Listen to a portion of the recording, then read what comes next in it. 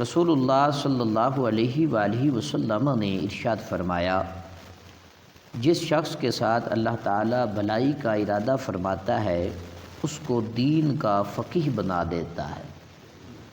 یعنی جسے اللہ تعالیٰ خیر خواہی کا ارادہ فرمائے اس دین کا فقیہ بنا دیتا ہے۔ حضور فرماتے ہیں میں تقسیم کرتا ہوں اور اللہ مجھے عطا فرماتا ہے۔ یعنی حضور علم کو بانٹتے ہیں، علم کو تقسیم کرتے ہیں، اور حضور کے جو جانشین ہیں عالم لوگ جو ہیں وہ بھی علم کو حاصل کرتے ہیں اور علم کو تقسیم کرتے ہیں۔ نبی علیہ السلام نے فرمایا کہ عالم کی فضیلت عابد پر ایسی ہے جیسے میری فضیلت تمہارے ادنا پر ہے۔ یعنی ایک عام انسان پر جیسے میری فضیلت ہے ایسے ہی حضور نے فرمایا عالم کی فضیلت جو ہے وہ عابد پر ہے۔ عبادت گزار جو بندہ ہے وہ ساری رات عبادت میں مگن رہے، لیکن عالم جو ہے وہ کچھ بھی نہ کرے تو پھر بھی وہ عابد پر فضیلت رکھتا ہے۔ اس کے بعد نبی علیہ السلام نے فرمایا کہ اللہ تعالیٰ اور اس کے فرشتے اور تمام آسمان اور زمین والے یہاں تک کہ چونٹیاں جو ہیں وہ اپنے سوراخوں کے اندر، اور یہاں تک کہ مچھلیاں جو ہیں وہ سمندر کے اندر یا پانی کے اندر اس کی بھلائی کے طلبگار ہوتے ہیں، جو لوگوں کو اچھی چیز کی تعلیم دیتا ہے۔ یعنی علم والا جو ہے اس کے لیے چونٹیاں بھی دعا کرتی ہیں اور اس کے لیے مچھلیاں بھی دعا کرتی ہیں۔ اس حدیث مبارکہ کو امام ترمذی نے نقل فرمایا، اور نبی علیہ السلام نے فرمایا کہ ایک فقیہ 1000 عابد سے زیادہ شیطان پر سخت ہے۔ یعنی ایک فقیہ جو ہے ایک شیطان پر حاوی ہو جاتا ہے، جہاں 1000 عابد بھی ایک شیطان کا مقابلہ نہیں کر سکتے ہیں۔ یعنی عالم علم والے کی شان یہ ہے، نبی علیہ السلام نے فرمایا کہ ایک فقیہ 1000 عابد سے بھی زیادہ شیطان پر سخت ہے۔ اس حدیث مبارکہ کو امام ترمذی نے اور امام ابن ماجہ نے نقل فرمایا۔ نبی علیہ السلام نے فرمایا کہ علم کی طلب ہر مسلمان پر فرض ہے، اور علم کو نااہل کے پاس رکھنے والا ایسا ہے جیسے سور کے گلے میں جواہر اور موتی اور سونے کا ہار ڈالنے والا۔ علم جو ہے کسی جاہل کو دینے کی ضرورت نہیں ہے، جاہل جو ہے وہ تمہارے علم کی کبھی قدر نہیں کر سکے گا، تو کسی جاہل کو علم دینا جو ہے یوں ہے کہ جیسے سور کے گلے میں ہار ڈال دینا۔ اس حدیث مبارکہ کو امام ابن ماجہ نے نقل فرمایا ہے۔ نبی علیہ السلام نے فرمایا کہ جو شخص طالب علم کے لیے گھر سے نکلا تو جب تک واپس نہ ہو اللہ کی راہ میں ہے۔ علم جب بھی آپ تقسیم کریں ان پڑھ لوگوں کو دیں، جنہوں نے علم کو پڑھا نہیں ہے، علم کو سیکھا نہیں ہے، وہ ان پڑھ لوگ ہیں، ان کو علم سکھایا جائے۔ جہلاء سے کنارہ کش رہنا چاہیے۔ ان پڑھ اور جاہل میں فرق جو ہے وہ پہلے ہم بیان کر چکے ہیں۔ اسی طرح نبی علیہ السلام نے فرمایا کہ حضرت عبداللہ ابن عباس رضی اللہ تعالیٰ عنہما اس حدیث مبارکہ کے راوی ہیں، فرماتے ہیں کہ ایک گھڑی رات میں پڑھنا اور پڑھانا ساری رات کی عبادت سے افضل ہے۔ یعنی پوری رات میں ایک گھڑی دین کا پڑھنا اور پڑھانا جو ہے ساری رات عبادت کرنے سے زیادہ فضیلت رکھتا ہے۔ اسی طرح نبی علیہ السلام نے ارشاد فرمایا کہ علماء کی سیاہی شہید کے خون سے تولی جائے گی، اور علماء کی سیاہی جو ہے وہ شہیدوں کے خون پر غالب ہو جائے گی۔ ایک طرف علماء کی قلم کی سیاہی ہوگی، دوسری طرف شہید کا خون ہوگا، تو شہید کے خون پر جس کو غلبہ حاصل ہوگا وہ عالم کے ہاتھ کی لکھی ہوئی اس قلم کی سیاہی ہوگی، وہ غلبہ پا جائے گی۔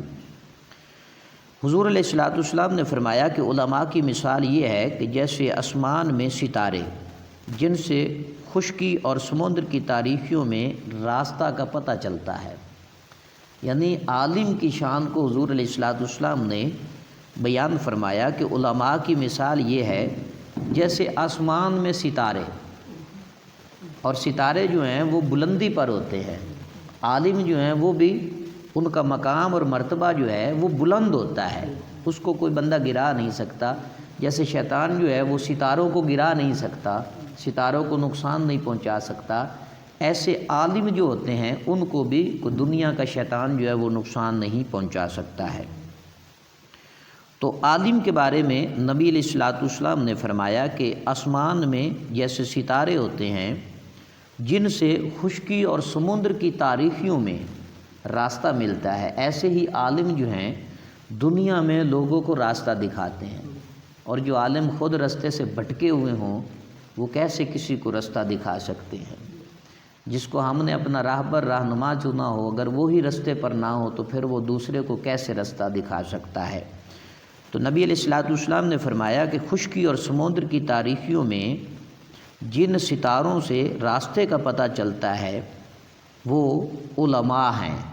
دنیا میں عالم جو ہیں وہ لوگوں کو راستہ دکھاتے ہیں۔ اگر ستارے مٹ جائیں تو راستہ چلنے والے جو ہیں وہ بھٹک جائیں گے۔ علماء جب ختم ہو جائیں گے، عالم دنیا میں نہیں رہیں گے تو پھر لوگ گمراہ ہو جائیں گے، کیونکہ انہیں کوئی سیدھے رستے پر لگانے والا نہیں ہوگا۔ نبی علیہ الصلوۃ والسلام نے فرمایا کہ جس نے علم طلب کیا اور حاصل کر لیا اس کے بعد دو چند اجر ہیں، یعنی جو علم کی غرض سے نکلا اور اس نے علم کو پا لیا اور علم کو حاصل کر لیا، اسے اللہ تبارک و تعالیٰ 2 اجر عطا فرمائے گا۔ جو علم کی طلب میں نکلا اور علم کو حاصل نہ کر سکا تو اللہ اسے بھی محروم نہیں کرتا، اسے 1 اجر عطا فرما دیتا ہے کہ اس نے علم کی طلب میں کوشش تو کی ہے نا۔ عالم اگرچہ جوان ہو یا بوڑھا ہو وہ جاہل پر فضیلت رکھتا ہے، کوئی بھی بندہ جو جاہل ہے اس پر عالم جو ہے وہ فضیلت رکھتا ہے۔ لہٰذا چلنے میں اور بیٹھنے میں، گفتگو کرنے میں بوڑھے جاہل کو عالم پر تقدم کرنا نہ چاہیے۔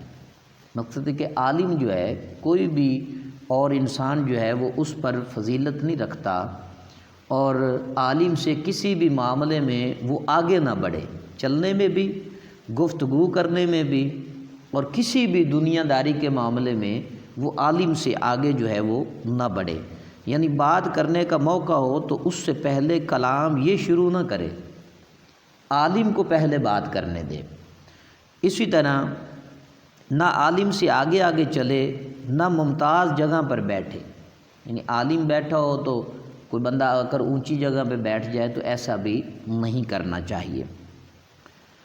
عالم غیر کرشی، یہ جملہ ذرا سمجھنے والا ہے۔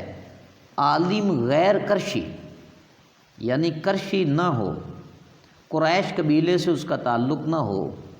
عالم غیر کرشی، کرشی غیر عالم پر فضیلت رکھتا ہے۔ جو کرشی ہو لیکن عالم نہ ہو اس پر عالم جو ہے وہ فضیلت رکھتا ہے۔ عالم کا حق غیر عالم پر ویسا ہی ہے جیسا استاذ کا حق شاگرد کے اوپر ہے۔ یعنی اب دنیا کے جتنے بھی کسی کے پاس بڑے سے بڑے عہدے آ جائیں لیکن وہ پھر بھی عالم سے نہیں بڑھ سکتا ہے۔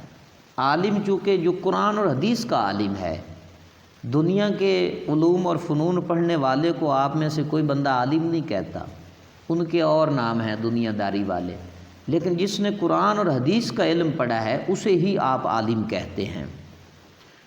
اسی طرح شوہر کا حق عورت پر اس سے بھی زیادہ ہے کہ عورت کو شوہر کی ہر ایسی چیز میں جو مباح ہو اطاعت کرنی پڑے گی جس میں شریعت نے اسے حکم دیا ہے۔ اللہ تعالی ہمیں علم کے اس باب کو سمجھنے کی توفیق عطا فرمائے۔ وآخر دعوانا الحمد للہ رب العالمین۔